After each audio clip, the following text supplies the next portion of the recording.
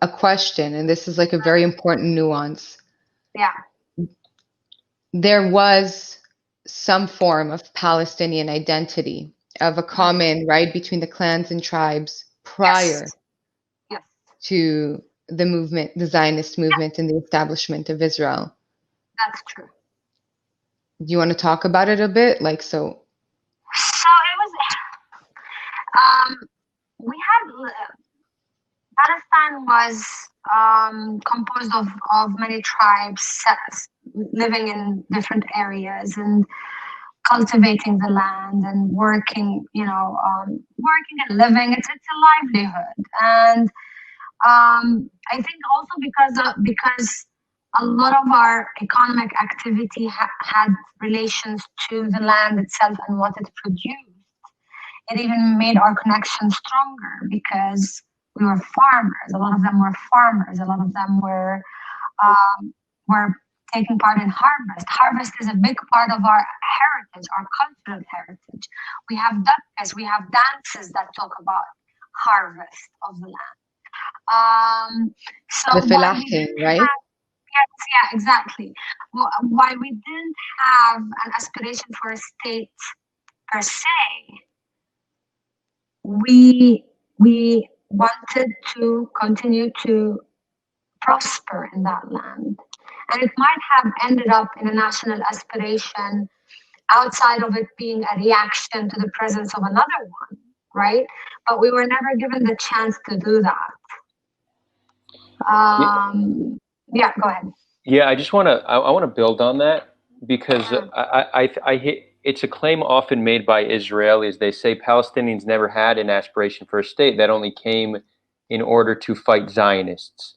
Okay. Now, I think that it's important to understand that the concept of a nation state is a 19th century concept. Sure. And just around the time the second Zionist movement began was when a lot of countries around, a lot of nations around the world started having statehood, and it was kind of this popular concept to have a country.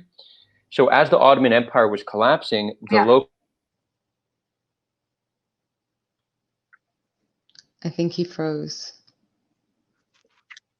Yeah, he froze. So maybe until he comes back, if I could expand on what he was saying. Sure. So the logic behind why... Hey. Oh, he came back. He's back. Yeah. You froze a little bit. Sorry about that. I literally pay for the best internet connection, and it still sucks. Startup nation, they call it, but we're still slacking with internet. So a lot of nations... What's the last thing you heard?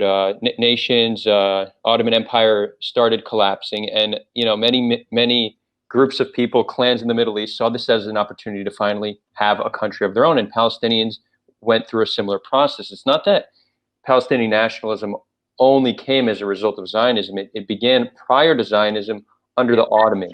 It's true that once Israel became a nation, and Palestinians began to be oppressed by the Israeli military, well, then that just strengthened, further strengthened nationalism. And as we know, often national identity or any form of strong sense of identity doesn't come out of the blue. It's normally a result of being attacked for that identity. So the claim that it was created as a result to fight Zionism, it's just not true. It's certainly true that Zionism fueled Palestinian nationalism. There's no denying that, but it's a little bit more nuanced. Yeah. So that's true. In terms of history, the Arab Revolt happened prior to the creation of the State of Israel, and right. But it's also that nuance, is that the fact that it's called the Arab Revolt. Yeah. Well, here's the thing. Although we share the same language and there are so many similarities culturally speaking, we still had distinct identities within that bigger identity. Yeah. So could you care to expand to it? Because one, I really want to know. And second, let me just put it out here to those who are watching, the logic behind the fact that Palestinians are part of a greater, right, Arab nation is just so we see it a lot of times just as a reaction to Zionism, because had we not come to this land, there would maybe not have been this strong sense of cultivation. We were like, oh, but the Palestinians saw themselves as the Shamis, right? Before Sykes-Picot. And the Arabization of the Palestinian conflict, the fact that everyone came in to fight against Israel for the Palestinians when establishing the state. So what would you tell me and other Israelis makes you as a Palestinian distinct? It could be this, you know, you're Arab and Palestinian. Exactly. Exactly. That's the thing. The identity as being Arab, it exists, but again, there are smaller identities within that, subcultures within that actually are, I could say, even stronger in terms of belonging than it is when you belong to the Arab cultures or the Arab identity. So the Arab identity, when you say Arabs, you're talking about the Levant, you're talking about the Arabian Gulf, you're talking about North Africa, right? And each of which have very distinct cultural attributes and very different from each other. You know, and even in the language, there are differences. Even in the dialect, there are differences. Sometimes big differences. While there was this umbrella of being an Arab, people from those smaller areas were identified as being from those small areas. And then there was also a smaller identity within that. So being a Shami is a level, but if you're from Syria, there's a difference in your perception of yourself and your existence than when you are coming from Iraq or from Jordan or from Palestine, although they weren't existing as political entities or political existences. The identity was already there. And yes, there are so many similarities, but there are differences because of the topography, because of the climate, because of economic differences as well. The differences exist, and those gave rise to you know, stronger belongings within the smaller identities, if that makes sense. I don't know if that answered your question. So, like, what's distinctly Palestinian that you'd go like, he's Palestinian?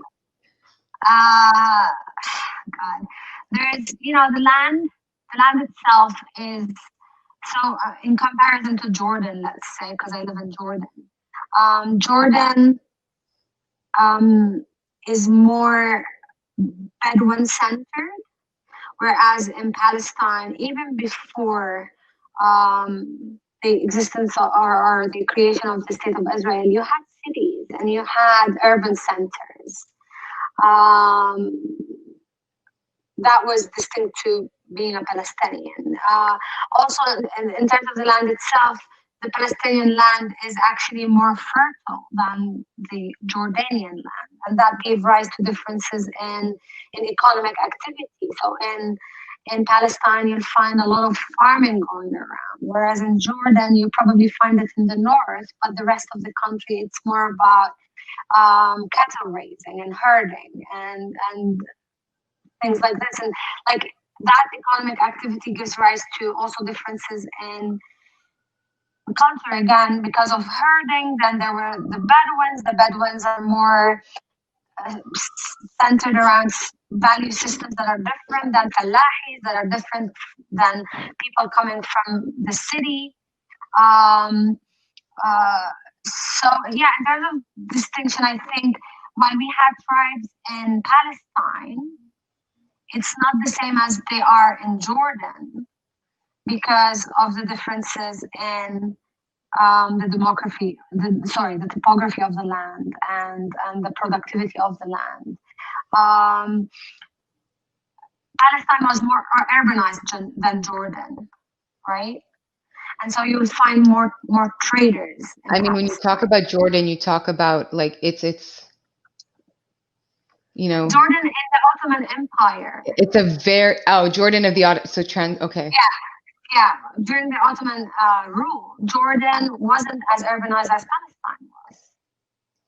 It wasn't. In Palestine, prior to the establishment of the State of Israel, you had Jaffa as a center, you had Jerusalem as a center, you had Hebron, Nablus. They already had some urbanized parts of them. Whereas this is not the same in Jordan. Jordan, you're only talking about Salt, maybe. That's the only city that was urbanized during the Ottoman Empire. And those distinctions gave rise to distinctions within the identity itself.